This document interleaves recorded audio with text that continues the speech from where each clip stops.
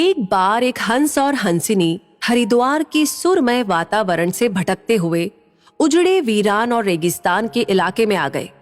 हंसिनी ने हंस को कहा कि ये किस उजड़े इलाके में आ गए हैं? यहाँ ना तो जल है, न जंगल, न ही ठंडी हवाएं हैं। यहाँ तो हमारा जीना मुश्किल हो जाएगा। भटकते भटकते शाम हो गई तो हंस ने हंसिनी से कहा कि किसी तरह आज की रात बिता लो, सुबह हम लोग हरिद्वार लौट चलेंगे। रात हुई तो जिस पेड़ के नीचे हंस और हंसिनी रुके थे उस पर एक उल्लू बैठा था।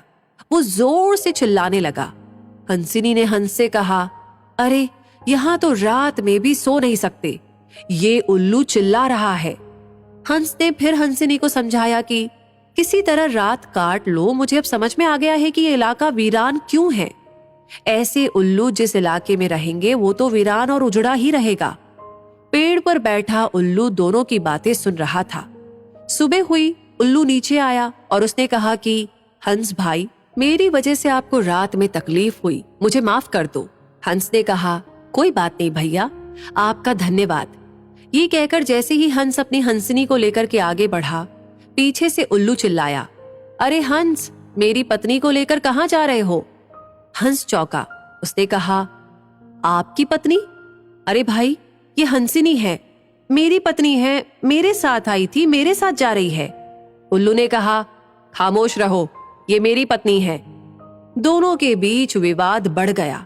पूरे इलाके के लोग एकत्र हो गए। कई गांवों की जनता बैठी, पंचायत बुलाई गई, पंच लोग भी आ गए। बोले, भाई किस बात का विवाद है? लोगों ने बताया कि उल्लू कह रहा है कि हंसिनी उसकी पत्नी है और हंस कह रहा है कि हंसिनी उसकी पत्नी है। लंबी बैठक और पंचायत के बाद पंच लोग किनारे हो गए और कहा कि भाई बात तो यही सही है कि हंसिनी हंस की ही पत्नी है, लेकिन ये हंस और हंसिनी तो अभी थोड़ी देर में इस गांव से चले जाएंगे। हमारे बीच में तो उल्लू को ही रहना है, इसलिए फैसला उल्लू के ही हक में सुनाना चाहिए। फिर पंचों ने अपना फैसला सुनाया और कहा कि सारे तथ्यों और सबूतों की जांच करने के बाद ये पंचायत इस नतीजे पर पहुंची है कि हंसिनी उल्लू की ही पत्नी है और हंस को तत्काल गांव छोड़ने का हुक्म दिया जाता है।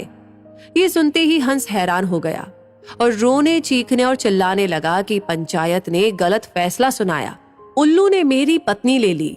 रोते चीखते जब वो आगे बढ़ने लगा तो उल्लू ने आवाज लगाई, ए मित्र हंस, जरा रुको। हंस ने रोते हुए कहा कि भैया अब क्या करोगे? पत्नी तो तुमने ले ही ली, अब जान भी लोगे क्या? उल्लू ने कहा, नहीं मित्र, ये हंसिनी आप ही की पत्नी है और हमेशा रहेगी। लेकिन कल रात जब मैं चिल्ला रहा था तो आपने अपनी पत्नी से कहा था कि ये इलाका उजड़ा और वीरान इसलिए है क्योंकि यहाँ उल्लू रहता है। मित्र, ये इलाका उजड़ा और वीरान इसलिए नहीं है कि यहाँ उल्लू रहता है। ये इलाका उजड़ा और वीरान इसलिए है क्योंकि यहाँ पर ऐसे पंच रहते हैं जो उल्लुओं के हक में फैसला सुनाते हैं।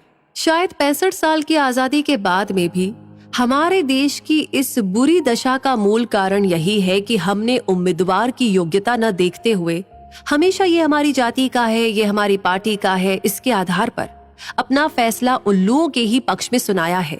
देश की बदहाली और बुरी हालत के लिए कहीं ना कहीं हम भी जिम्मेदार हैं।